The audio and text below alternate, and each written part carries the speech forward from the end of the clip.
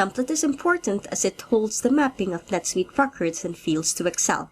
You can select the fields with our easy-to-use interface. When a template is loaded into the worksheet, it becomes an Excel table.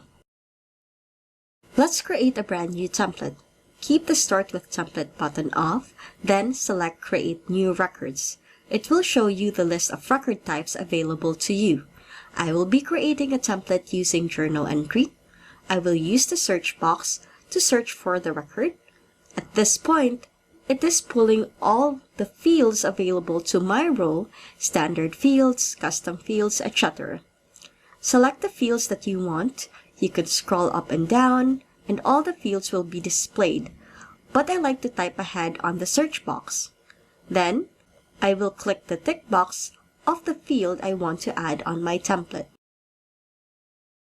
Let's determine the fields that we want to use when creating a template. It would be best to have your NetSuite form open so you would be able to identify the header level fields and the line level fields that we will be using, and make sure to include all mandatory fields.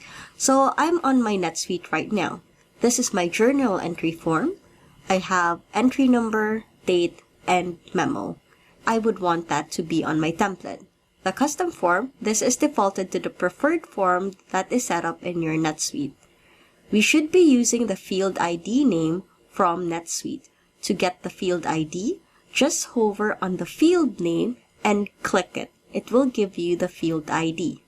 Now, let's add Tran ID, Tran date, and memo to my CloudExtend template. In NetSuite, these are my line level fields. So if I want to add it to my CloudExtend template, I'll click the plus sign and add more fields. I'll click this, and then I'll add a count. If I want to narrow down the search, I can type line list colon. I will choose debit, credit, department, and memo. After selecting the fields, you can click continue, then select yes. Note that loading the template will clear out any data that you have on your current worksheet. Toggle the Save As button to save the template, and click the Save and Enter Data button if you want to load the template to your worksheet.